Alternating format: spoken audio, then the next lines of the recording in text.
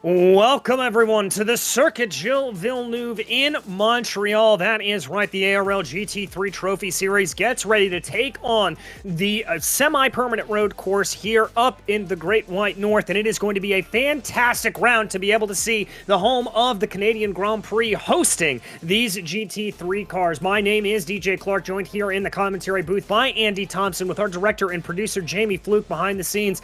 And Andy, we were talking a little bit before the broadcast. This is a fast-flowing circuit, difficult to overtake, but plenty of areas to find yourself caught out on.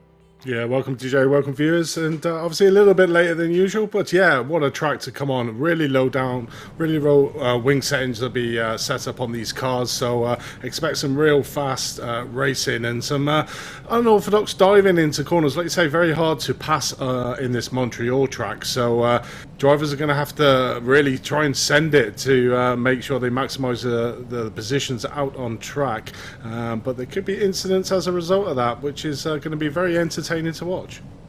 Yes, it will, and we're all hoping up here on the booth that we don't have any major track blockages, which sometimes this track is wont to be able to throw up. In terms of the qualifying order around here, well, that has already been decided. Nils-Erik Isaacson starting off in pole position with Carl Winkler outside of him. Jacob Behrens up in P3 for the Pro-Am class. That is absolutely an incredible run there for him. Mark Fletcher going to be starting off P4. Cope and Paluch. Cope has a little bit of work to do, but not nearly as much as he did last week. Matthew Crisp and Tom Dadswell will line up behind them. Marsani and Regenwetter will be second in the Pro-Ams. We continue to look our way back through the field there with Deckens, Moyord, Scarrett, Hugenhout making up there. Russ Fowler leading the way in the AM category. Chris Rance there in 24th as we continue to flick our way through, get into the meat of the AM field. But right now, we continue to look our way through that. The Christian Malcharek, Verhelst, Gardner, Engelhart, Nürnberg, some of the drivers that have to make a little bit of a pit lane start here, but we've got to put our eyes and our action out on track right now because, as you can see, we are already ready to get going. Nils-Erik Isaacson brings the cars down through that final chicane and gets on the loud pedal. We are racing in Montreal. It is a brilliant getaway there for Nils-Erik Isaacson. He is going to pull away from the rest of the field. Everybody really spreading out single file as they dive down into the Senna S. There is Kieran Smart, the Track Scotland driver, promoted up from last season, is going to find his way up into ninth. A little bit of action there behind him with Grossman and Kessler. A little bit of side-by-side as we work our way back down into the meat of the Pro-Am and AM fields. Yeah, it definitely was. Great start there. Obviously, it's one of these tracks where the front runners will get that really good start off the Wall of Champions because it's really a single file lane going through there. So the front runners would have got a real good boost off the front of the field. And Isaacson really took advantage of that as we're watching Gardner here, our Pro-Am driver, in 31st position. Just obviously finding their feet, warming the tyres up on this first lap. A very tricky track on the first lap. You can get it completely wrong with specific braking areas around each one of these corners. You try over and extend it. Certainly around the corner, we're watching Kieran Smart go around now. As we see him there, nearly losing the car, coming out of the exit into turn number 9, coming down to the hairpin at turn 10. Very tricky corner, very slow first gear corner, but Isaacson managing to get about half a second lead over Winkler in seconds. But Behrens, he is certainly a man on the move from the last 2 rounds, really flying high, the Pro-Am driver in 3rd place. Yes, he is. Kleisson's there having a little bit of an off coming down out of the hairpin. Here is Nathan Healy. Looks like he's had a little bit of a problem going down into that corner. Gordon Haug may have been caught up in that as well in the 371. We'll have to be able to go back and check as, that car, yeah, not looking necessarily healthy. Certainly not grabbing there down the casino, so pretty good result. But luckily the drivers do have a fast repair. Obviously early on in his race really didn't want that to happen, but at least he can still try and get out and see what he can do it. But we're looking at the back of the field here with Michael Griffin in 32nd as we move back up front to the Pro-Am driver of Behrens there in 3rd place. I mean, what a storming qualifying he's had, and he's just had a magical last 2 rounds, and at the moment in Montreal, he seems to be having an even better one. Yes, he does. Misses a little bit of the second apex there, picking up a hair bit of understeer coming out of that chicane complex, the second chicane there. Looking back down through the field, Lucas Lang, we talked to him last time out, making the switch over back to the Porsche from running the Mercedes a little bit earlier this year. Lang liking getting back in familiar territory there in his most commonly used machine in the 112, so he's going to be a little bit happy to be back in there. And that Porsche is certainly going to have a little bit of an advantage around this circuit. Great rotation there in that rear engine, rear wheel drive platform. It'll certainly help him getting down through some of these chicanes. Certainly will. It's a really tight, twisty track with some really technical corners with some extremely long straights put in face. But we're looking him down, Lucas Lang coming down the casino straight. You would expect this to be a really good place for overtaking, but you'll see a lot of the cars, certainly as at the moment we're in like a big long train, as you can see there all the way down the casino straight. Cars in a big long train, but you don't really get that much of a slipstream advantage coming up here, even if the front car doesn't have a slipstream effect from the front car. It's going to be interesting to see how they do it. And this is that instant that we were following a little bit earlier. Gordon Hogg coming down into the hairpin, brings it down through, and a big kathunk there to the side of him. That may have been Paul Collishaw, I think, that got into the side of him. Looks like somebody just completely missing the braking zone there, Andy. Yeah, very easy to do down into that hairpin. It's a very specific braking point. If you go past it, it's literally just after the 200-meter board. If you go past that marker, you'll literally go into that corner too hot and come out wide. And unfortunately, on the first lap, as all the cars are really close knitted together, you're going to hit into another car, unfortunately. So, as we saw there, an innocent bystander from a little hit from a car behind. So, to be expected on this first sort of lap, but that's a lot of places that, well, that's certainly a place where you can get caught out around this Montreal track. Yes, it is. We just watched Alexander Scarrett there for the IGL Coatings E-Racing team, being able to throw a nice move there on Tommy Moyor to be able to get his way up into 18th position there, a battle with the Pro-Am drivers. Alexander Kessler here for WS Racing Esports in the 158 Mercedes, going to be holding off a little bit of a train behind Tim Grossman and Lang. We were following Lang a little bit earlier, and seeing here a good run for the Audis, it has to be said. Grossman, the third Audi, as we currently have one in second, sixth, and in 13th. Yeah, definitely do. The Audis coming back on form really in iRacing, as we can see here. 3 Audis currently on show. Normally I haven't seen them for a while, so it's a great addition back into the Apex Leagues. But certainly a battle back here with Scarrett just at the back there, BMW with the BMW up front of the track racing car coming around the first turn. It's quite a technical first turn as well, and second turn to get it right. You really got to be confident on the acceleration on the outside to maximise the speed coming down here into turn number 3. So it's a very hard track to actually make that passing move on. So we'll probably see later on in the race quite a few of the drivers getting frustrated and trying to make ambitious moves, I think. I think you're right there, and we do often see a lot of fighting going down into turn 1. Russ Fowler there looking a little bit sideways going into the second chicane. That is always such a tricky braking zone to get right. You're really wheeling the car all the way through the sweeping right-hander there and have to start applying the brake pressure as you wind off of the throttle. There is Kieran Smart. Looks like there was a driver that was slow in front of him. Christoph Regenwetter, 2 BMWs trying to close down on the back of Smart right now. This is actually a whole BMW train with Crisp, Daswell, Marsani, and Smart. That is Larson looking like he's getting a little bit hung out to dry there as Martin Decken's able to get the move around him. Yeah, we saw Clayson's just in the background there, the Mercedes driver, just getting it down the inside and taking the position on coming down into the hairpin. It's probably the most obvious place to try and make that pass and move if you can get that inside line in the hairpin. But obviously you just need to make sure that you stop your car. But that's probably the most obvious passing place out on track, apart from these obviously long straights. But like I said, the slipstream effect is not exactly big around this track, as we watch Ronald Grossman just overtaking their Regenwetter into turn 1. Yeah, very, very good. That Audi able to get some good jump off the line here. Stuart Wyness having to run a little bit of defensive line down into the center S, trying to hold off Russ Fowler and that Mercedes there behind him. Stuart Wyness, as we've talked about a couple of times, getting the promotion along with his teammate Kieran Smart. Both of those Track Scotland drivers running in the pro category and holding on well. It looks like they've come on a little bit further along in the season. Here is Jose Wilcox, though, for the rookie racing team, trying to hold off Gardner there behind him in the Ferrari.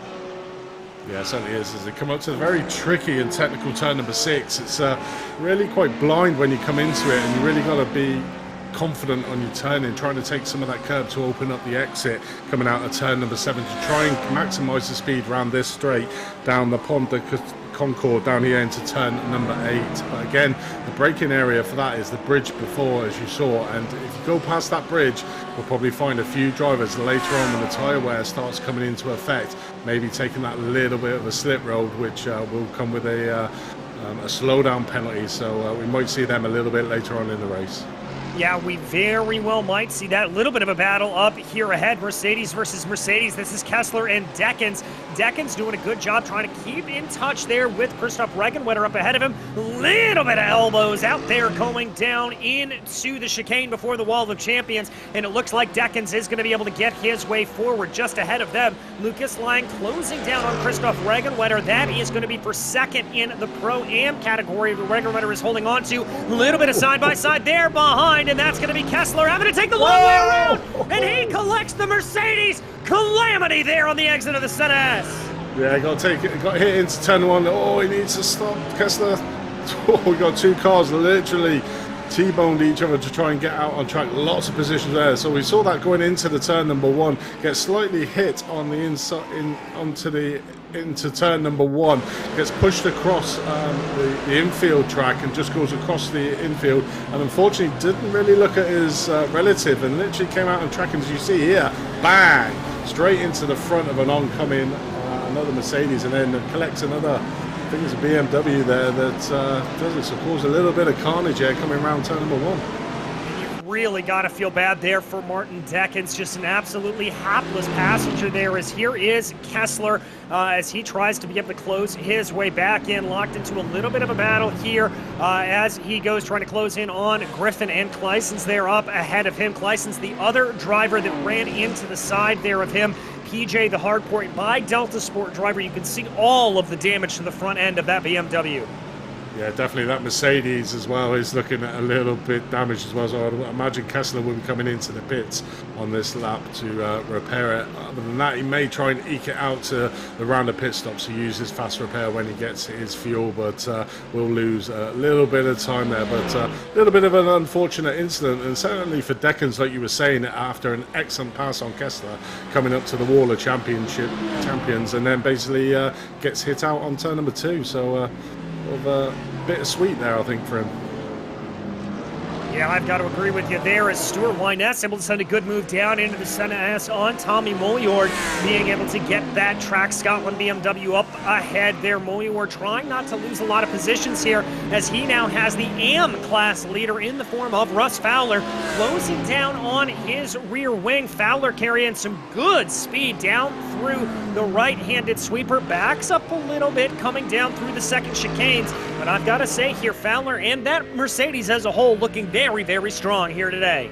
Yeah, I know, a bit of inside information. I know Ross has done a lot of practice on this track, wants to close down on that amateur championship, second at the moment in the championship. Our first place in the AMS is not here tonight, so even more points on offer for Ross at the moment. Currently in P17th with his nearest rival in P20th, so doing a great job, Ross. Keep it going for Performance Link, so doing a great job. Yeah, doing a very, very good job, and he's going to hopefully be able to maybe get a little bit of a run here on Molyord up ahead of him, but it looks like Molyord in that Lamborghini able to pull away just a little bit. He's also got to worry about from behind, because that is Martin Panemka there behind that he has to worry about in that BMW, certainly keeping things interesting. I saw a little bit of a poke there in the back from Paul Caldashaw. I think that may have been a little bit more of a defensive move on Terexoy there, trying to keep that Porsche at bay. Yeah, it definitely is, but that was a perfect illustration of that slipstream effect not being that powerful down the casino straights. Not a lot of gain on the ground of cars in front or cars behind, but Ronald Grossman making a dive down here into turn number 1, getting a move done on the AM driver Lynch and managing to secure that. So a great move there coming down into turn 1 for Grossman. Absolutely fantastic stuff. Again, seeing some good strength out of the Audis here today. As you mentioned a little bit earlier, the Audis coming back into favor. Oh, this is Matthew Crisp. Matthew Crisp looking like he's going relatively slowly there, coming down into the third chicane. I wonder what happened to the Alcantech NHR driver. don't know, maybe he got a slowdown there coming out of turn number through to turn 6 and 7. So we'll look at the driver here coming down. Pins coming on the exit. No, as we look at no, spins it. Oh, loses control coming out there on turn number 7. So a little bit too much gas as we see another BMW behind there nearly doing the same thing. So a little bit of mistake. He may have some front end, well, he will have front end damage. It's whether that steering is going in a straight line, which at the moment it looks like it is. So he might have got away with that one.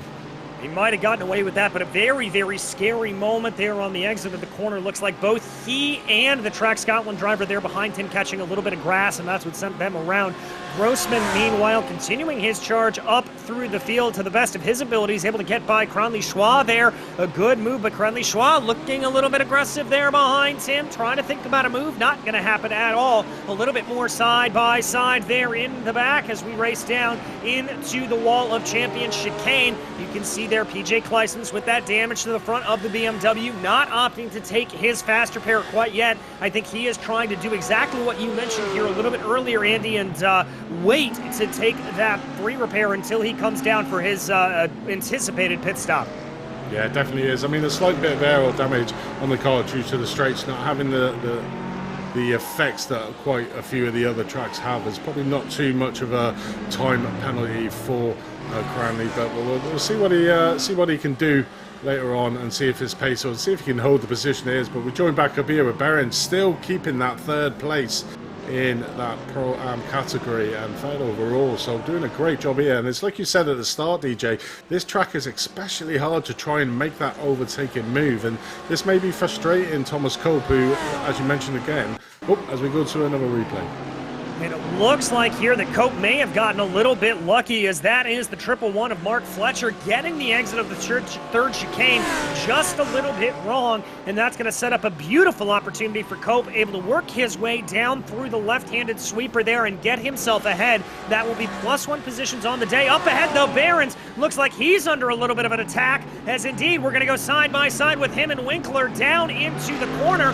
Who's going to be able to hold that out? Looks like Winkler is going to be able to hold the position for now, but Behrens not sitting around.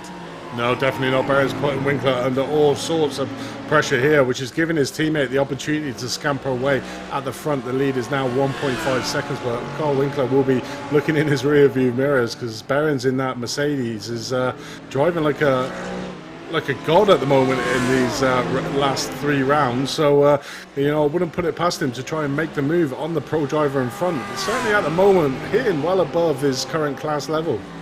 Yeah, he certainly is. And remember, Pro-Am drivers, Pro drivers, Am drivers, they're all mixed in through the field, and there are no rules regarding any sort of blue flags or anything like that. They are allowed to run and race each other as they please. But I do think as we look there behind a little bit that move from Behrens may have put him back into the clutches of Thomas Cope. And indeed, that was an accident. That's Cope around. Yeah, I think Cope hit into the back of Behrens, and they both spun around there, coming around the chicane. So, you know, I did see at in the background that Behrens was going super defensive into that hairpin to try and cover that inside line, which would have mitigated some of his speed coming into the hairpin. And it looks like Thomas Cope might have actually just nipped the back of him and both spun him around. But still going on, Behrens still in 5th, so lost 2 positions there to Fletcher and Powlich in front. Yeah, but I think crucially here for both of those drivers, it doesn't look like they suffered any damage. Fletcher now still under a little bit of an attack there from, or Winkler rather, or Powlich trying to close down on the back. The Audis showing their weight around here. There is Jacob Behrens as he still has Thomas Cope behind him. Let's go back and take a look at that replay of exactly what happened there. There is Behrens in that green Mercedes, the Olympus livery there of Cope. Oh, looks like he got a little bit forced out onto the grass. That caused the rear end to go a little bit sideways. Yeah, I think Cope just hit the grass slightly, lost the back end of his car, and unfortunately hit it. So no malice at all in that move. It was just unfortunate as we joined back with that battle now. And Cope trying to get alongside Behrens. Behrens got that inside line here for turn number 8, so the favourable inside line. So we don't really want to be going side by side, exactly like you were saying before, DJ. Thomas Cope getting pushed out wide, losing a lot of track and losing the position there to Dadswell. Yeah, Dadswell just being able to pick the pocket there through the third chicane, recognizing an opportunity as we've got Kieran Smart, the Track Scotland driver, having a problem down into that same corner. He's off and into the kitty litter. Yeah, probably overextended his braking zone and then realised that he couldn't stop. So, look, as we say that, here's a replay of him. So, Kieran Smart. So, we're looking for the, should hear him braking just on the bridge. Going slightly less, a little bit long. Oh, did he hit the grass? I think he hit the grass there and unfortunately spun his car into the exit. So, luckily, like you say, no damage done to the car, but certainly a little bit of damage to his pride. Certainly, but I do want to give Kieran some credit there. You saw him work his way back out through the runoff area, opting not to spin the car back out on track and run the risk of an unsafe rejoin there. So a very, very heads-up and sportsman display from Kieran Smart. He'll now find himself tracking right ahead of his teammate Stuart Wyness. We check back on Ronald Grossman, who continues to just push that Audi up through the field. He now finds himself behind the 19th place car and the Pro-Am driver of Paul Collishaw. Yeah, definitely didn't have the best start, Grossman, down 9 places from where he started, but real on a charge now, looking up on the inside, but we'll be on the outside here into turn number 2. Maybe try to cut back on the inside. If he can get that inside line over Collishaw, he might be able to keep the position, but unfortunately Collishaw got a better exit out of the corner, so Grossman just living to fight another day, but certainly has got a racier speed and certainly got that Audi running an optimal performance and making passing moves pretty much every light. But you see here, Collishaw super defensive. And I believe we've got a replay here of what happened to Grossman earlier. This is what caused him to go all the way down through the field. Just too much speed going into the second chicane, looped it around there a little bit, and that is what sent that Audi the wrong way around and put him back down the order, and that's what's making him do the big charge here up through the field. Certainly making good progress at the moment. Only 19 minutes into this hour-long race, and pit stops are going to be interesting. We've seen quite a few drivers, as we see Collishaw going super defensive, but that's left the door open here. Grossman coming through there. I think that's a back marker, actually. Is it the Porsche, or is that a position? No, that's Teruxoy there, so that actually was for position. Yeah. Completely wrong at happen.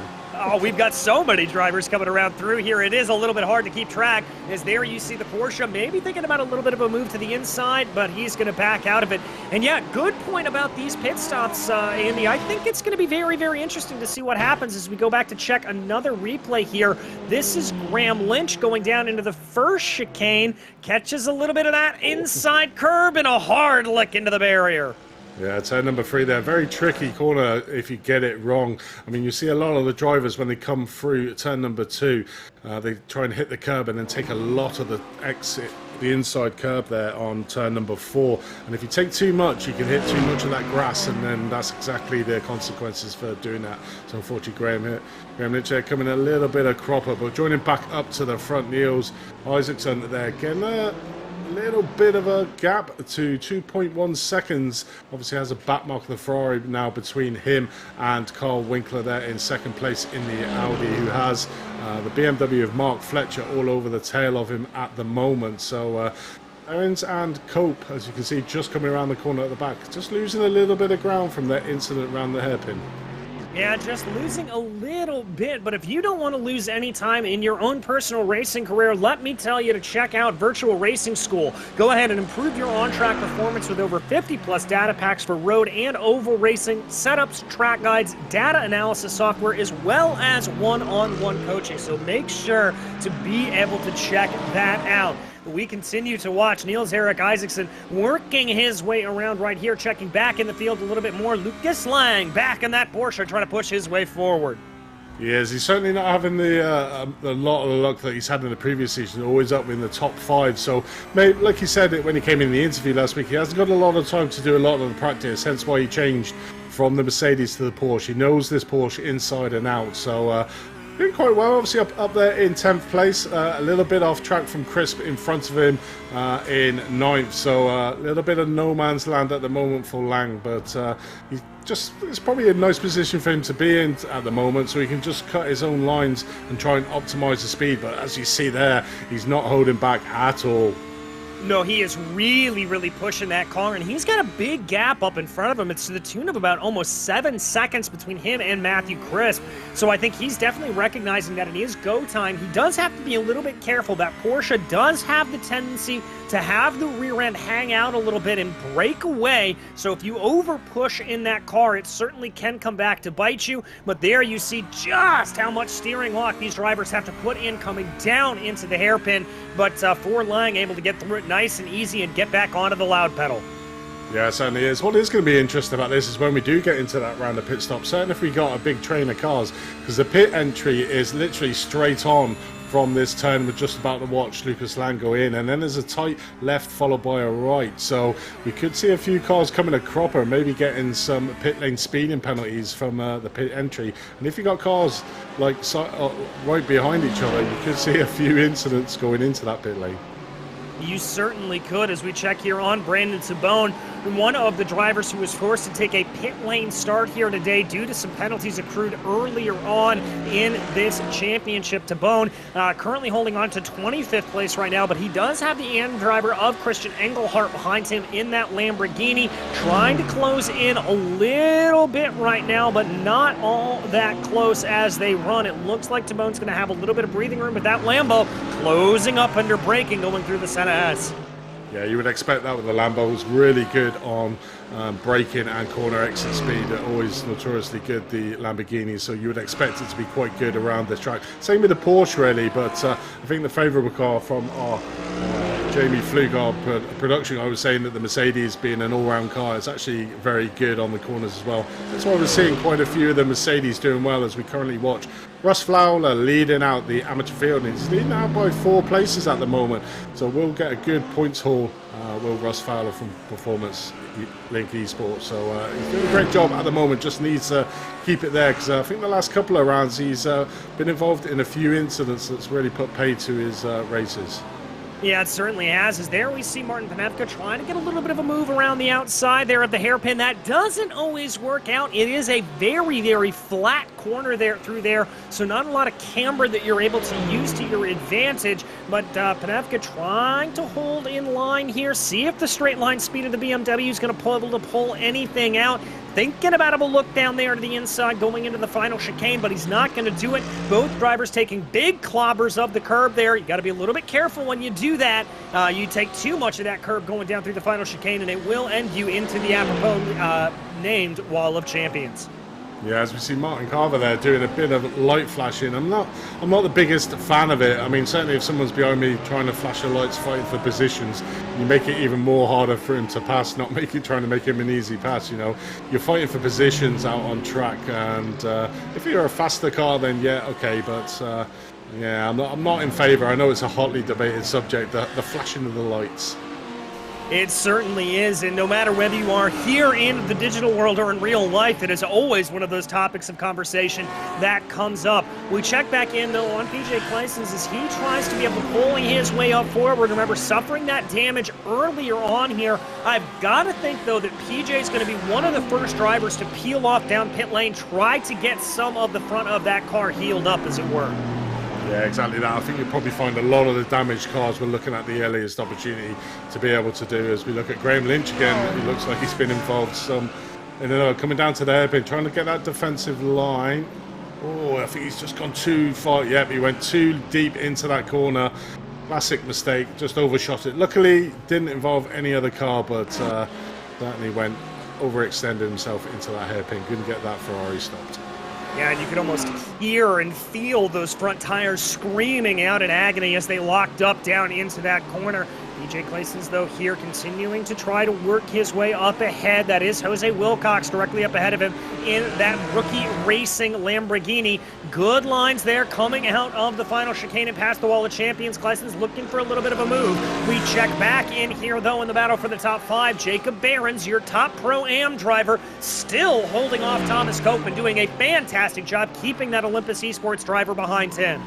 Yeah, it definitely is. Behrens just riding out of his schemes, keeping last year's champion at bay, and he's been It's been there since lap number 1, really, with Thomas Cope behind him trying to pass, but unfortunately not able to get past that extremely wide Mercedes, making it even wider out on track. But this will be a good example of the slipstream effect of how it's not very strong up here. Behrens hasn't got much of a slipstream over Paulich in front of him, but you would expect Thomas Cope to actually really start gaining, but he only starts gaining right at the end towards the wall of champions, as we see here. He's starting to gain slightly now, but he sort of run out of room in this lap. It's really deceiving him, really, as we see Behrens going into the pit lane. So Behrens, one of our first for his scheduled pit stop, just releasing Cope there to maybe see what he can do.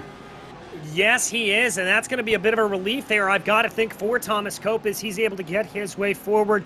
Behrens, the first of your leaders to come down pit lane, and indeed one of the first drivers overall to come down pit lane. It is a very, very long pit lane there, so don't worry, he does come to rest in his box. He had me scared for a minute that maybe that was a drive-through penalty, but does come to rest. It looks like a standard pit stop there for him. Looks like he's pretty much the only driver in the field here. Looks like Truxoy going to be coming down, as well as PJ Kleissens, as we expected the Belgian driver would do. Yeah, it's just obviously talking to Russ offline about what happened in Mosport, because he did pit extremely early, and he said he admitted to making a mistake there. They didn't, and he actually got a drive-through penalty for speeding in the pit, so really put pay to him. So this pit stop needs to be super clean from him to be able to do. But Behrens coming out here now. Is this the right choice? I don't know, because he's going to be caught up in a lot of traffic now, which will give the opportunity for Thomas Cope to do the overcut on Behrens, because he's going to be just caught up in all the traffic, as we can see out on track.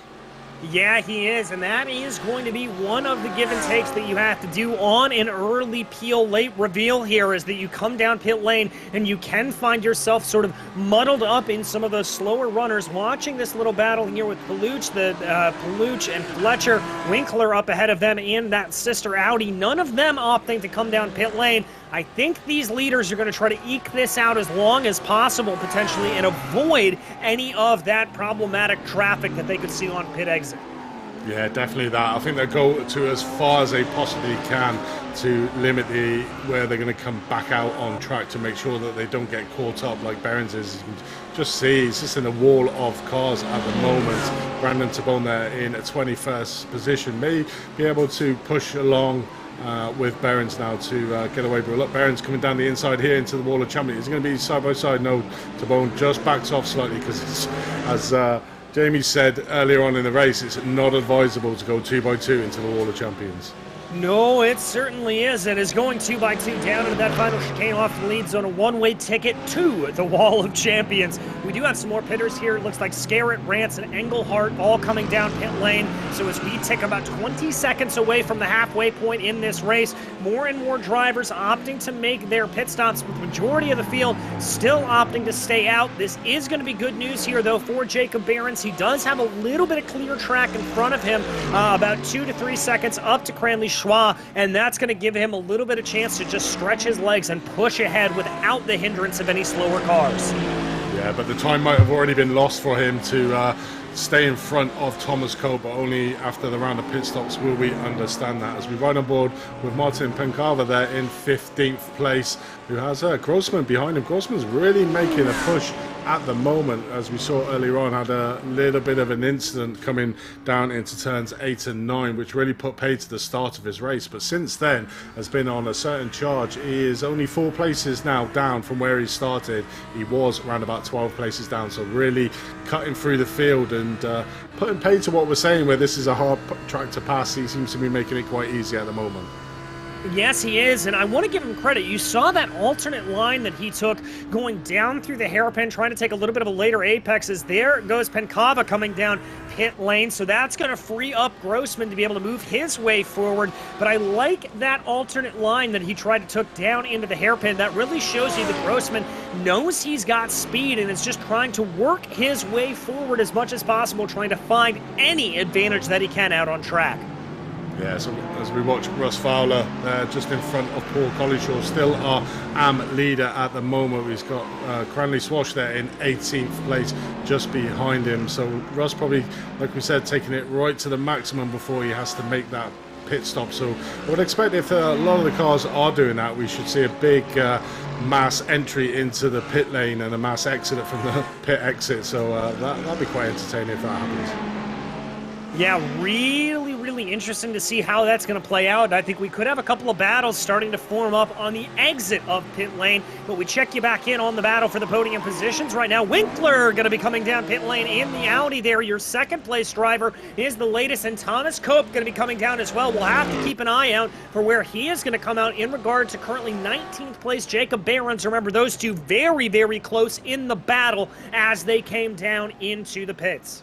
Yeah, it definitely is. It'd be interesting if we could see where Behrens is out on track. As we said, an extremely long pit lane in here. So we see Thomas Cope just getting in. So Jacob Behrens just coming down onto Casino straight now. So it's going to be, I think he's going to lose out that position by quite a fair margin, because it's round about 25 seconds in the pit stall. So it'd be interesting to see where Thomas Cope comes out in respect to that. So we see Behrens coming over the start finish. There's Cope just leaving the pits now. So I think Cope has managed to get that leapfrog done on Behrens. So not the best of moves there from Behrens to try and pit early. No, and Behrens there, you could see absolutely blocked in with Cranley Schwa and Tabone. Just no room at the end for him to get on and by, as those two drivers up ahead of him putting on a fantastic display. And you've got to feel a little bit frustrated there if you are in that 212, trying to find a way by and absolutely none of it being there. Looks like Regenwetter and Wyness, by the way, coming out of pit lane right now. Little bit of a look there to the inside for Brandon Tabone, trying to get something over Cranley Schwa as they went down through the corner. Here is Sandro Marsani, one of the standouts from last round. He currently finds himself well down in the order, but we have the rest of your leaders here, Isaacson, Fletcher, and Paluch, all coming down the lane. Yeah, it definitely is the time, so I'd expect a lot of the drivers to come in on this lap, but our top four currently are in the pit. There's Martin Crisp there coming in fifth place, so it'd be interesting to see where they all come out on track. But it certainly seems to be the tactic to come in as late as physically possible, because you do not get caught up like we saw Behrens there, and he has lost a mountain of time over Thomas Cope for that fifth position out on track, where before Behrens was slightly in front of Thomas Cope, so has lost a lot of time in that pit lane strategy. Yeah, he most certainly has. It is a very populous pit lane right now. Winkler looks like he is going to be staying out here for the moment, waiting to see who else is going to be able to work their way back out, as Isaacson, Fletcher, Paluch all able to make their way around. Winkler's going to slot his way back into fourth position. Excuse me, Winkler already made his pit stop, so he is now going to come out directly behind Paluch. It looks like his pit stops start to cycle their way through. Behrens will still be in the lead of that Pro-Am field, but he has lost time. Dadswell able to come out in between himself and Cope here at this point. Yeah, he's lost about 8 seconds from his pit lane strategy there of trying to pit that slight earlier, so not the best of pit lanes there from Behrens, but still, I mean, look where he is on track. P7th, his nearest rival is his teammate back in P13 at the moment, so Behrens really on a push in this championship, and I believe Deckens is the one he is fighting for the lead of the Pro-Ams, and he is currently down in P16, fourth in class. Oh, as we see Kessler again, spin out, stop your cars, stop your car!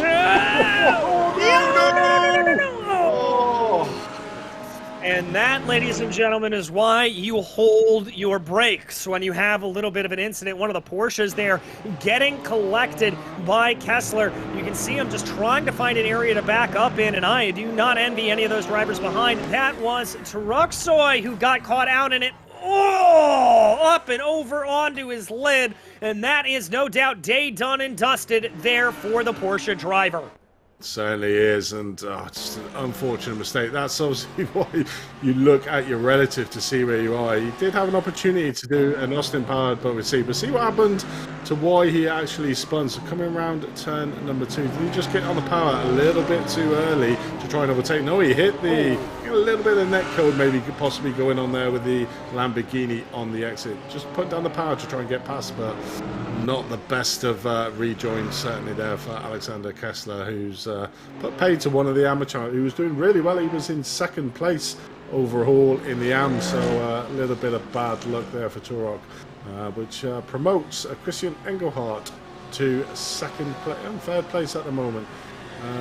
Sure, Cranley Swash is that right? He's in, or is he in the pits? He's in the pits now, so Yeah, he was your last driver to come down pit lane, so that is what that was there for the Grano Emilia Romana driver, making his pit stop here. It's going to see him demoted into roughly about 23rd, 24th place, and this is going to set up a nice little battle here between the Italian marks of Paul Collishaw directly up ahead of him. Cronley Schwa going to have to see what he's able to do if he's going to be able to close in on that distinctive orange Ferrari up ahead of him. Yeah, he just come out in front of Engelhardt, so he is currently second in the AM class, but Engelhardt is a very quick driver, so that could be a battle that ensues later on in this race. Currently 37 minutes into your hour-long race, so well over halfway now, so it's just time flies when you're having fun, doesn't it, DJ?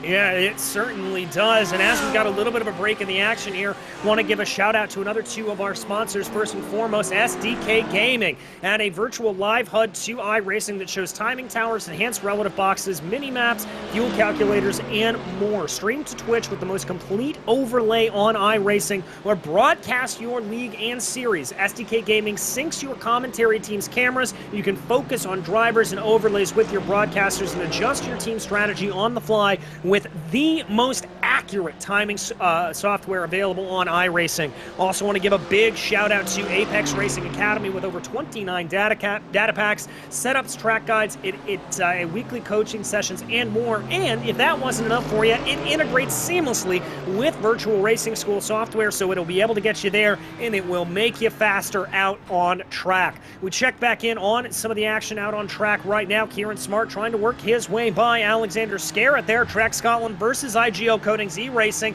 trying to see if there's anything to be had, and that is going to be Ketil Larson right up ahead of them, really forming this 3-4 car train. Yeah, Scarrett was having a little bit of trouble. Seems to be feeling the pressure from Smart behind. Doing it a little bit wrong coming into turn 1 and on the exit of turn 2, which gave Kieran Smart the opportunity to really get onto the tail of that Mercedes. So putting all sorts of pressure as Kieran Smart as the BMW there, just getting out the way, a back marker, to be able to let these guys have a battle, and at the moment they certainly are. But Kieran Smart seems to be putting Scarrett under a world of trouble at the moment, so I'll see if Scarrett can handle the pressure of Smart behind. And that was Nuremberg, by the way, back in 32nd position that worked his way forward. Keeping our eye on one of the stories we've been following over the course of the race, though, Ronald Grossman able to work his way back up through the order, now only down 4 positions from his starting spot of 13th. He does have a little bit of a gap up here to try to gain up on Stuart Wyness, but with the speed we've seen out of that Audi, I think in the last 20 minutes, it is a matter of when, not if, Grossman's going to be able to catch him. He certainly does. Certainly man on the mission, and certainly getting the lap timers in and getting every ounce of power and grip out of that Audi car at the moment. So doing a great job after his earlier misdemeanor out on track, shall we say. So making amends for it. But we joined the battle back here at 412th position at the moment with Scarrett under a world of pain at the moment from Kieran Smart from behind. You got Regenwetter just behind them as well, behind Kieran Smart, just putting a lot of pressure on Smart. But I don't think Smart's looking behind him. He's certainly looking in front from Scarrett, because as he nearly loses it there coming out of turn number 8, gives Scarrett a little bit of breathing space, but that gap will be closed up very shortly. But Scarrett is at the moment feeling a lot of pressure from Smart from behind. Yeah, he certainly is, and that's not the first time we've seen Kieran Smart have that problem coming down out of the second chicane. Indeed, there have been many, many drivers over the course of today that have found themselves a little bit off-put there. You can see, by the way, though, the gap back to Christoph Regenwetter expanding there a little bit. I think Christoph backed off just a hair as he exited out of the second chicane, and that ended up costing him a lot of time, wanting not to run into the back of that fellow BMW there. Regenwetter there for the Low Grip Racing team now finds himself about 1 second behind Kieran Smart. That's going to be out of the effective draft range, but as we've said multiple times, draft not as important around here. Here is Tommy Moljord as he is leading that train a little bit. Moljord currently 4th in the Pro-Am category. Yeah, he's got Stuart Wyness for company behind him, and Grossman, who's closed that gap so quickly. in front of him to Stu Werness. So certainly lining up that BMW for another pass. Was around about a second and a half behind him on the previous lap. So you can sort of see the speed that Grossman does have around this track. And now he has 2 more victims in front of him. And we'll be interesting to see if he can make the passing move done on one of his fellow pro drivers.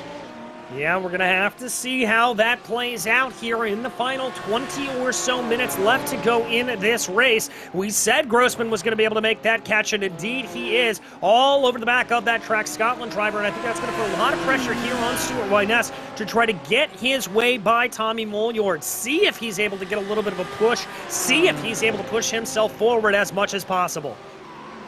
Yeah, certainly is. He will be knowing that Grossman is behind him, so maybe push the 2 cars in front of him to go that little bit faster. But Grossman literally right onto the tail now of Wyness. Will he make a move down the inside here into the hairpin, or does he think better of it? No, stays in line with him, but is right on the tailpipe now of Stuart Wyness. Oh, as Moyo there takes a wide line coming out of the hairpin, puts himself under a little bit of pressure from Stuart Wyness, but Grossman's right behind him. So these 3 cars really battling out hard. So it'll be interesting to see if anybody, as we see there, Stuart Wyness just going down the inside here. So seems to have his car alongside coming into the Wall of Champions, which is going to make Molyord just pull out slightly. So there's a great passing opportunity for Stuart Wyness getting that inside line coming down into the Wall of Champions. Absolutely brilliant there, and absolutely needed, as that now puts a different class car in between himself and the hard-charging Ronald Grossman here. Grossman's now going to have to deal with Tommy Molyord up ahead of him and try to be able to get his way by that Lamborghini before he's able to try to get some points away from his fellow pro driver of Stuart Wyness. So that's going to be very interesting. Thomas Cope, though, under a little bit of pressure here. That's not something we say too often. Carl Winkler in that Audi starting to put some pressure onto the back of the Olympus Esports driver. Oh, no, excuse me. It looks like this is Cope actually able to get by Winkler on the previous lap. We take a look at this highlight. Just a late move going down into that final chicane so much later on the binders. How did he get that car stopped? He made contact with the outside wall. That's how he did it. It's an amazing stopping power of that Lamborghini. Is really good on the brakes, but a great passing move there, and literally just taking the move and diving down the inside to get the passing move done there on Carl Winkler. So that's Thomas Cope up to P4 at the moment. Jacob Behrens, again, just to give you an update on him, he's currently still in P7th. A little bit of no man's land, a little bit of a gap in front, but we've got Martin Crisp there just closing the gap behind him, so going to be under a little bit more pressure here for the top spot of that pro to try and get. So I think he's been in the top 5 in the last 2 races as Jacob Behrens, so trying to keep that trend going, but looking further back in the field, it certainly looks like a nice hot battle for that second place in the AMP battle for P23 with Cranley Swash and Christian Engelhardt out on track, so that'll be another one to watch as well.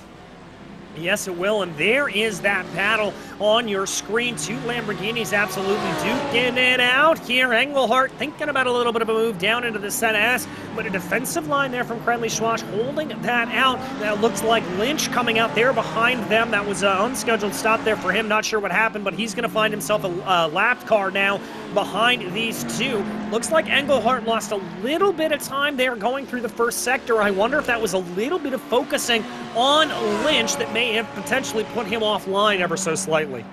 Yeah, it's always, if you've got a car coming out the pit exit and you're going around turn number 2, you are going to lose time because you can't use the whole of the track unless you want to bounce off the side of the car. So, you know, that's where I'd imagine he's lost a little bit of time over Cranley Swash there for that second place in the AM. But certainly racy at the moment is Engelhardt, so pretty sure he will close that gap back down, and this battle for the second place in that AM Championship will be ensuing for the rest of this round. Only 15 minutes left of this hour-long race ongoing, but Grossman's now has got past Molyord and has got Wyness in his grab. He's got that inside line coming up here in Casino, so this should be a done and dusted move.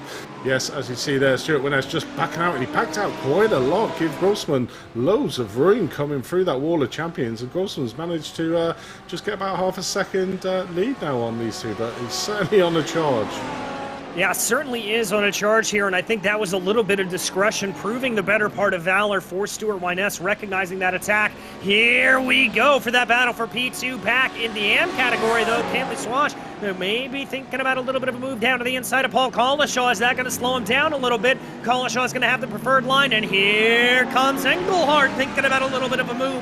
That is the problem that you have if you try to send that. Now here's going to come Engelhardt thinking about making a move to the outside. He's going to stick in line, but this has pulled these two AM drivers right back into each other's clutches, and that's Collishaw. Collishaw off and somehow avoids contact with everybody else on track. Oh no, but one of the Lambos up ahead of him spinning a little bit as well. Oh no, he's just got to try and turn it around now, looking at his relative, make sure he doesn't hit any cars. Oh, just keep it. Oh, well, okay, hopefully he didn't hit that car come through. No, I think he missed him there, but yeah, quite a few drivers not looking at the relatives when they're spinning around, to be fair, and just letting the cars come through. But that's probably fortunate for that battle for the second place in the AM as we watch Paul Collishaw see what happened. Probably took too much. Oh no, he just... That's a strange one. He literally lost it on exit. Probably gave too much mustard in the acceleration, and unfortunately his rear tyres gave up. We are sort of nearly 50 minutes into this race, so the tyres will become a factor on these cars certainly when they're trying to push it. But that will release that battle for second place between Cranley, Swash, and Engelhardt. So that can be a really good jostle out on track. Yeah, it certainly can, and that Ferrari known to eat up its tires a little bit, so maybe just a little bit too much of a goose of the throttle there, as you said, put a little bit too much mustard on it. But we check back in now on this battle for the AM category. Whoa, Engelhardt looking a little bit aggressive there, thinking about a move down to the outside of the Senna S, maybe going to try to set himself up a little bit. Really has to check himself up there through the right-hander. He's not going to get the exit that he would like necessarily, but he's going to try to keep up behind Cranley Swash as he goes down now into the braking zone for the first chicane. Yeah, he certainly seems to be a lot hotter on the brakes than what Cranley Swash is, so really closes up the gap going into the corner. But what you can notice just in front when we get onto a slight straight is that the leader, Russ Fowler, is not that far in front. So if these two can see that, they could work together and actually close that gap to the first place. But I think Engelhardt really wants that second place over Cranley Swash. Yeah, Christian Engelhardt here looking like he doesn't necessarily want to play nice. Instead, he wants that second position, trying to get himself up ahead of his rival. Great exit there off of the final chicane. That's going to set up a drag race here going down into the hairpin, looking to the inside, which will become the outside as Engelhardt, and that is going to be Cranley Swash backing off Christian Engelhardt, able to get that move done. The Zero Force Racing 346 up and into second place in AM. Yeah, great exit there on turn number 9. Really got the overspeed there on Cranley Swash, and then basically had the job done. Cranley Swash could have defended a lot harder coming down into the hairpin, but thought better of it and just thought, you know what, I'll just tuck in behind Engelhardt to get me a good exit coming out onto the casino straight. So obviously living to fight another day, and we'll be right behind Engelhardt as we can see out on track now. Chris Rance, they're in 26th position, so a bit of a battle ensuing here between Deckens, Griffin, Grant and Wilcox.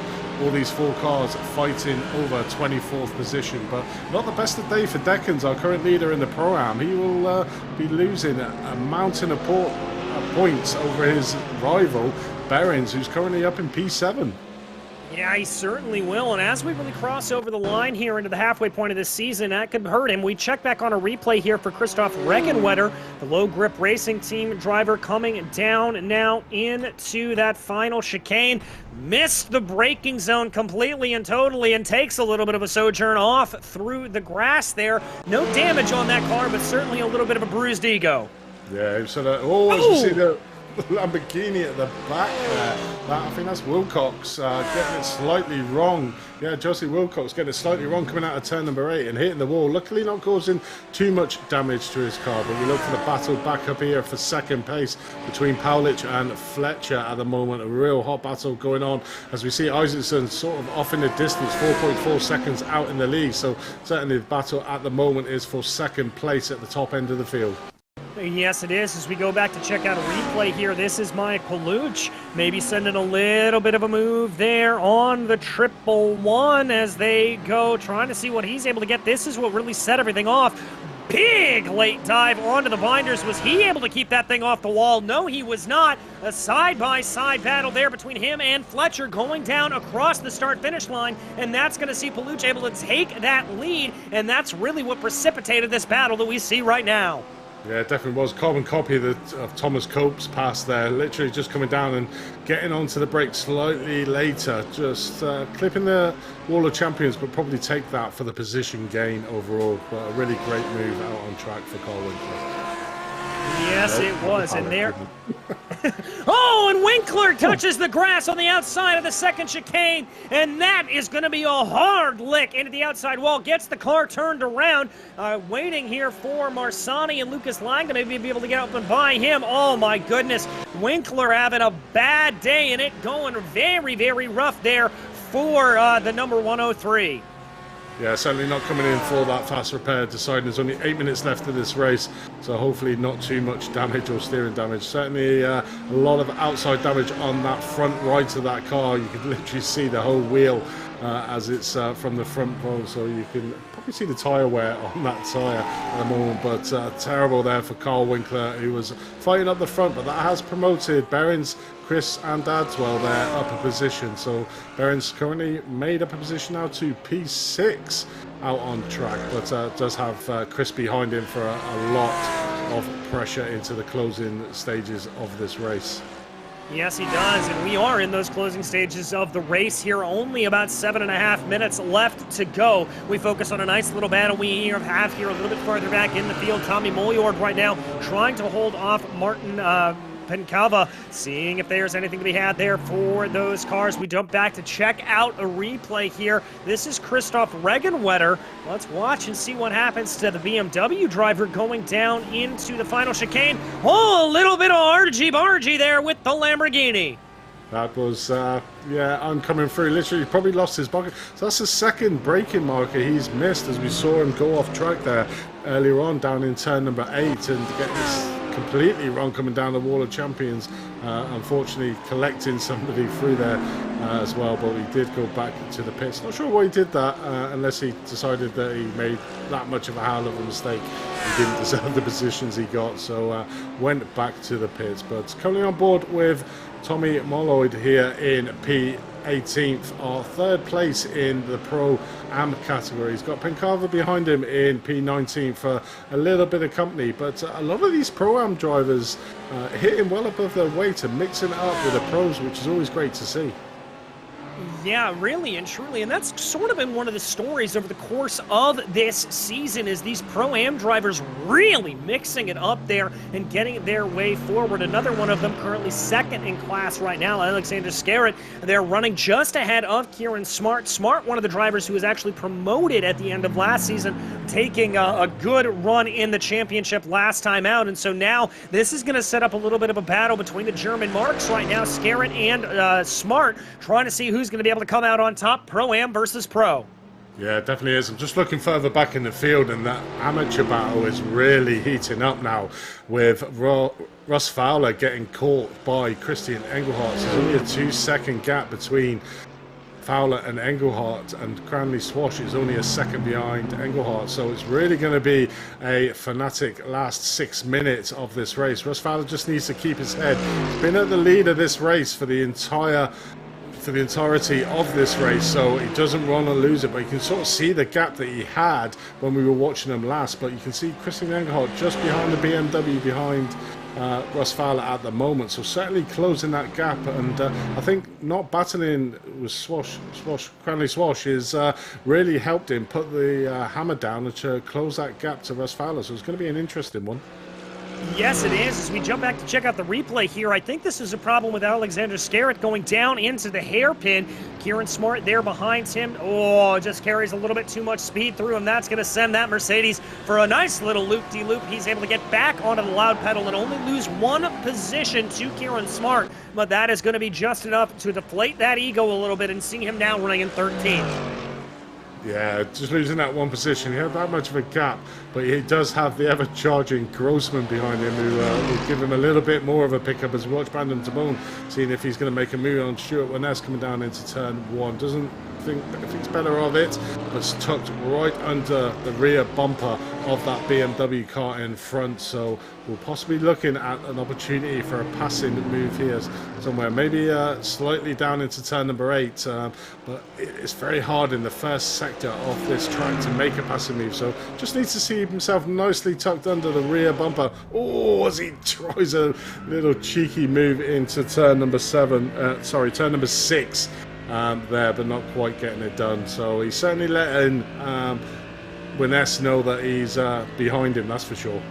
Yes, he is. And again, taking a little bit of a move there into the third chicane. I want to give some massive credit, though, to Brandon. He is up a whopping 18 positions. Remember, he was one of the drivers that started from pit lane. So to be able to see him all the way this far up into the field is really a testament to the driving ability. But he's got to watch out from behind there. This is now a 3-car battle. That's hardpoint by Delta Sport driver behind him, PJ Kleisson's, giving him almost a little bit of a, hey, how you doing there on the back end of the car. This is a 3-way battle for 15th. Certainly is. All heating up in the last 3 minutes of this race. So probably 2 laps left of this race, maybe 3 at a push left to go in this hour-long race. And you've got all little tiny pocket battles going out on track. You've got that battle for second overall between Powlett and Fletcher. You got this battle out on track at the moment with Tabone, Winess and Clayton's here for P15th, and you've got that battle for first place in the AMS. Oh, as Stuart Winess literally dove in, Brandon's bone pushed out, and obviously we see there Clayton's just pickpocketing near enough both of them. He's alongside Stuart Winess coming in to turn number 3. Is he going to get the moving done side by side?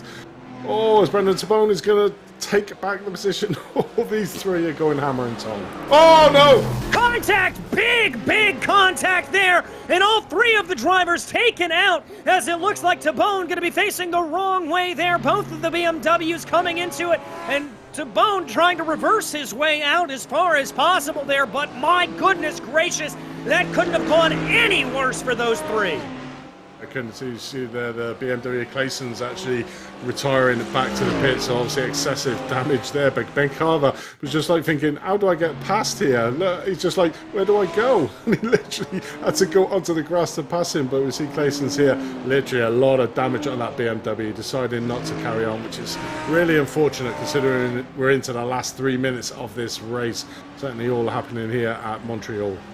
Yeah, certainly all firing off there, and Kleisson's there, the hard point by Delta Sport driver, having to take back to pit lane. One driver who's not going to have to worry about any of that, though, that is your leader. He has led since the drop of the green flag. Niels Erik Isaacson just dominant up here at the front of the field. He currently has a 3.2-second gap over this man, Paluch, and Mark Fletcher closing in behind as well. So very close battle here for second, but Isaacson looking like he's going to be running to the line here, probably pick up the white flag from Barney the Flagman with 1 lap to go. Certainly has. I think he's been helped by this close battle between second place for Powlich and Fletcher, really like trying to cut each other's lines up, which has given Isaacson the opportunity just to follow the go-to lines around this track and obviously just eking out that lead. It has come down slightly. It was around about 4.4 seconds. It's now down to 2.8 seconds. So second is catching up with first place, but I think certainly they are going to run out of time. Yeah, I think they are as well, but white flag in the air for the drivers here as we watch your Pro-Am leader, Jacob Behrens, trying to hold off a little bit of an attack from behind from Matthew Crisp. That gap at about 0.5 of a second right now. Crisp would love to be able to take one more position, but I've got to think here that Behrens is going to be sitting pretty as he runs. Very pleased to have this much of an advantage over Scarrett back farther in the field. Yeah, it certainly is. It comes to something when 6th place is his worst position in the three rounds as a Pro-Am driver. I mean, you just see his rise, his meteoric rise through these rounds in the GT Trophy Championship. It's really driving out of his skin at the moment, and it wouldn't surprise me if he actually overtakes Deckens, but obviously the drivers do have 2 drop rounds, so Deckens could drop this round if he continues to drive every other race. But we're currently on board with the current leader throughout the whole of this race, Russ Fowler, but you can see there you got a BMW of Carver in between himself and Engelhardt as they go on to their last lap. So Fowler does have a little bit of a cushion over having that BMW behind him between himself and Engelhardt, but Engelhardt's really pushed on well at the moment, up 21 positions from where he started, so has really had a round to remember. But I'll tell you who else has had a round to remember. That is Niels-Erik Isaacson, who comes out of the Wall of Champions and crosses the start-finish line to take victory. Behind him, that was Paluch by the merest of margins, taking second place over Mark Fletcher. Thomas Cope going to be able to recover well from that early incident to come home fourth. Dadswell, and then Behrens is going to be able to hold on to that sixth place and take the victory in Pro-Am. That's a great victory there for Behrens again. 3 races in a row, he has taken that Pro-Am victory as we watch a battle. Oh, there we go to Lucas Lang, who's come along in 10th. So a nice 10th place. He was struggling a little bit in that Mercedes. Last round he didn't do too well, but really getting back to grips with this Porsche. We join the battle here for 13th. Ronald Grossman just trying to get that extra position over Alexander Skret. Skret going super defensive, but there's not much of a runoff up to the line here. So I think Grossman, unfortunately, will be in that P14th. But trying his luck here. He might have took him a line. He has. He's literally taken him on the line to get that 13th place. Way to put me in my place there. Grossman just absolutely pushing his way through the field after that first lap incident. Here is Russ Fowler, your leader in the AM category. He's going to be able to cross over the line. Christian Engelhardt will be second in the AMs, and then Cromley Schwash will be in P3. So a great run there for all of those AM drivers, all finishing on the lead lap. Here is Chris Rance crossing over the line. Jose Wilcox being able to coax that Lamborghini home after a couple of spins over the course of this race. Yeah, it's been a great race in the class, and certainly that AM battle right at the end there. I mean, you've got to give a big shout out to Christian Engelhardt, up 21 positions from where he started. I mean, he's had an extraordinary round. Sean Cranley-Swalsh up 10 places to get that third place in that AM championship. But Isaacson at the front, like you said, led from the pole position and literally did not give that up the whole entire race. Thomas Cope getting his probably best finishing position of the series so far, so maybe his change of fortunes now will come into effect and we'll start seeing him getting further up the grid each and every round. 12-round season, currently halfway through the championship, so it's going to be an interesting one. Yes, it most certainly is. And let's go ahead and run you through that final finishing order here before we head on over to our interviews. As we said, it was Niels-Erik Isaacson able to take victory around the streets of Montreal ahead of Mike Paluch. Mark Fletcher coming in behind him with Thomas Cope and Tom Dadswell rounding out your top 5 in the pro category. In the pro-ams, it was Jacob Behrens followed by Alexander Skerritt with Tommy Molyard, Martin Deckens, and Michael Griffin rounding out the top 5. In the AMs, it was Russ Fowler with Christian Engelhardt and Sean Cranley-Swash in the podium positions. Gordon Haug and Marcel Nuremberg there rounding out the top 5. And now, as always, we've got a fleet of drivers here ready to talk to us. And the first one we have got to talk to is your victor for the day, Niels-Erik Isaacson. A fantastic run out there, really a flag-to-flag victory. Was that ever in doubt for you? Thank you. Well, it was a bit sketchy in the start, I think. I'm not sure if they were just saving and stuff like that. I was not sure about this Mercedes and the tires. But it went well. So, yeah, it's very hot and, yeah, it was a good race. Well, I was actually going to ask you, I know at record-setting temperatures over there right now, anything you're doing to sort of combat the heat while you're racing? Any new tricks that you've sort of picked up, or are you just trying to grin and bear? It's not that bad in Norway. I think it's worse in England and the UK. But it's warm. Yeah. Well, as we look ahead to the next round, we head to Spa on the Grand Prix pits. Drafting probably going to be a little bit more important around there. Obviously, a little bit longer of a circuit, some more runoffs, some more off tracks to worry about. Do you think you're going to be able to repeat? No, I will not attend the next 2 races. I'm going on holiday, so yeah. So that's a shame. I was looking forward to Spa and also Fuji, but yeah, it is what it is. We have to. Yeah, I need some vacation as well for me with the family. So yeah. Well, I feel that, and a great vacation to you from all of us here at Apex Racing TV. But as for today, anybody you would like to thank for a victory in Montreal?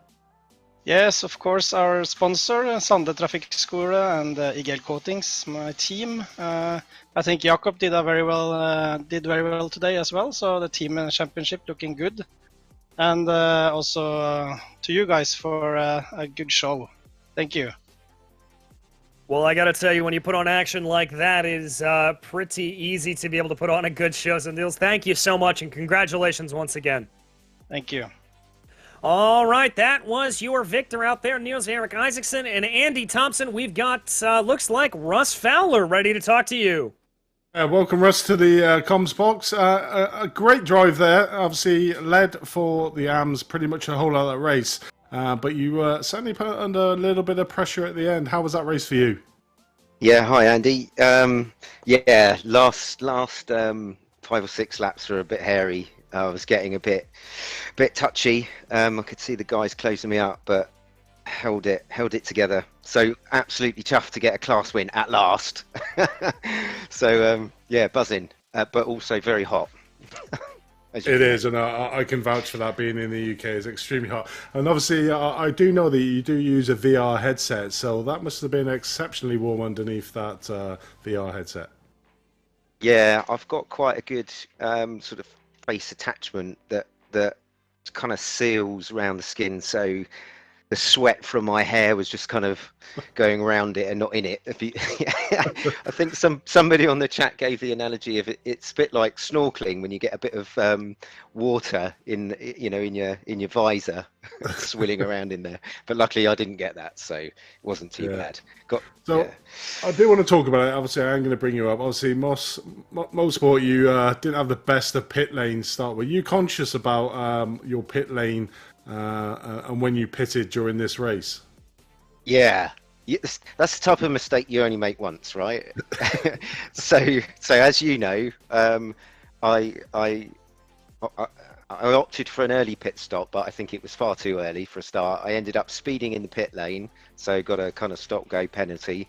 Had an accident recovering, so I was back in the pit lane again, and then 2 laps from the end I had to go for a little splash and dash. So that was very eventful, which is a shame because I had good speed there as well. But you certainly did, but you made up for it this week, obviously leading in the AM race, all race. Obviously, a little bit of pressure at the end, and the added bonus is your rival, the first place Otterholt, is not here again tonight. So you will be closing that gap at the top of the championship, and you must be hopeful now for that class win in the AMs. Yeah, I don't want to get too ahead because that guy, all he needs to do is pitch up. He's super fast, so we'll see what happens. Maybe he's been on holiday for the last couple of weeks. I unfortunately am going to miss Spa next week because I'm myself on holiday. So, but looking forward to Fuji after that. Well, that sort of answers my next question. How are you looking for Spa? But that sort I of would have loved Spa. Yes, I would love to race there. I love that. Yeah, track. definitely. But no, great win there, and your first class win in the amateurs. Obviously, 6 rounds left to go. It's all open. In second place in the championship, closing that gap over first place. So you've got to be happy with that. But before we let you go, Russ, is there anyone you'd like to give a quick shout out to? Yeah, big shout out to my wife and kids for putting up with my sim racing habit. This week I've done a hell of a lot of practice, so I really appreciate that. Shout out to Tom Bingham, who couldn't make it back in time today, sadly. He's obviously my teammate. Big shout out to him. Usually enjoy the comms while we're racing and stuff, so missed that this week, but big shout out to him. And of course you guys, you do a great job, so thanks again. And I shall be watching this back tomorrow, so thank you. Well, thanks, Russ. And obviously there's Russ Fowler, who won this race in the Amateur Championship after a close battle at the end there. So congratulations, Russ. And we have time for one more, I think. So, DJ, over to you, mate. Well, I'm going to talk to our Pro-Am victor here today, Jacob Behrens. Jacob, dominant is pretty much the only word I can come up with here. You were able to really put yourself ahead in qualifying, and it looked like your win in the Pro-Am's never in doubt today. Well, I mean, I had a few instances or meetings with Cope at the early end of the race. So looking at that and my unfortunate pit stops, I was actually pretty worried. But it all came together, dropped some positions, but that's all right because I ended up with a decent finishing. Well, I mean, talk to me through a little bit of that running with Cope there and the decision to pit early. What prompted that? To pit early, if I have to remember correctly, I think Cope was pretty close to behind me, so I pitted early because I didn't want to fight, and I have this thing in my head where I have real difficulty letting other people pass, even if I will finish the race in a high position. So I just decided to take the hardball there and just pit early and just have it done because I don't like running low on fuel. And shocker, that turned out to be a horrible mistake, but it all worked out in the end. And to answer the first part of the question, Cope and we were just racing. I mean, it was a bit avoidable, but that just happens. It's good racing. So, and I've talked to him, and we're all good. Well, I'm glad to hear that you guys were able to sort of chat about that. But looking ahead here, we head to Spa next time out. How do you think that's going to go? It's going to be really interesting. I've heard the Murky is incredibly good there, but I don't have a lot of experience on Spa, especially not in LMP2 I have, but not in GT3. So it's going to be something new for me, but luckily I think it might work out. You never know. Well, we wish you all the luck in the world when we get there, my friend. But as for today, is there anybody you'd like to thank for this Pro-Am victory? Huge shout out to Nils Erik. I mean, he just did the work today, got a massive pole position and never really looked back. So a huge shout out to him, the entire team, RGL Coating C Racing. Cope for some good fights. Looking forward to the next ones. And to the pro drivers for letting me play with them. I love that there, my friend. And congratulations again on a great victory here today. Thank you very much. Thanks for having me. All right, that was Jacob Behrens, and I believe, Andy, we've got time for a quick little interview here with Thomas Cope. We have Thomas. Welcome to the commentary box. How did that race go for you, mate? It went well. Obviously, had a bit of an incident with Jacob before the pit stops, which kind of hindered us a little bit, but had a chat. It's all good. Racing incidents. Yeah, it was a fun race. Keeping up with some of those guys and trying to keep up with Nils as well. He showed some really good pace at the front of that field today. A turn-in moment in your championship this round, obviously getting a P4 at the end. Obviously not had the greatest opening 5 rounds at the moment in this championship. Do you feel that you might be changing the corner now and you might get some luck out on track? I'm hoping for a bit of a corner turn. It's a shame, obviously next week, I will be missing next week as I'm away on holiday. But yeah, right in time for the turnaround, obviously. But hopefully I can keep it up throughout the rest of the year. I mean, it's a long season this year for GT3, so the 5 bad rounds could be overturned by 1 or 2 good results. And with Herbino missing today and not being out on track, he's going to earn some really big points in the championship, where it's just going to tighten up the front of the field for all of us.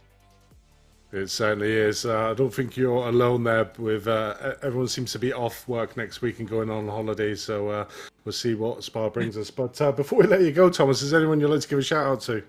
Yeah, the whole Olympus Esports, everything they've done, all the hard work we've been putting in, ready for all events, and our week in, week out commitment to racing as a whole. Just a few in particular, Mouth Patron helping out with track practice on tracks, Charles Michel in my ear. And if you ever want to watch what we do and how we work, head to our Twitch. This is Olympus Esports as a handle. You can see everything we do in all our other leagues as well from the team. Brilliant. Well, thanks for joining us, Tom. Congratulations on your P4, and let's hope that your season has turned around now when we start seeing you fighting at the front where you rightfully normally are belonging. So good luck for Fuji, I believe we will next see you in. So good luck for that, mate. Thank you very much, guys. There was Thomas Cope there, finishing 4th overall. Not had the best of starts to the season, DJ, but this might be a turning point for him in his championship race to the top. It certainly might be, and as we cross over the halfway mark, there is still plenty of time for that championship still to be decided, and we'll start to figure out how the second half of the season will go next week, Tuesday, July 26th, as we head to Spa with the GP Pits layout. But in the meantime, thank you so much for joining us here today. On behalf of myself, DJ Clark, Andy Thompson, who's been joining me here in the booth, and our director and producer behind the scenes, Jamie Fluke, it has been an absolute pleasure to bring you the action here from the Montreal circuit. And until we see you on the track, thanks for watching.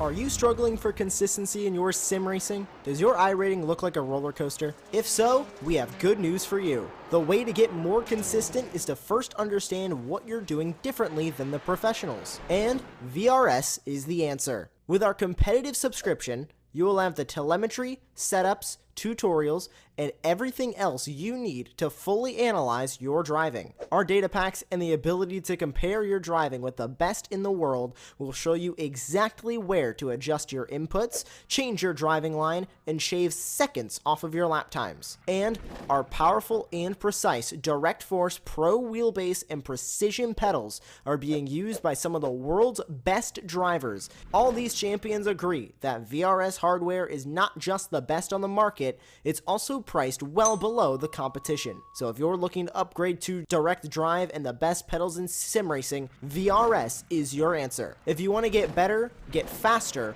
and make it happen sooner rather than later, you owe it to yourself to find out why so many people are switching to VRS. You'll be so glad that you did. Visit www.virtualracingschool.com and learn why the best use VRS.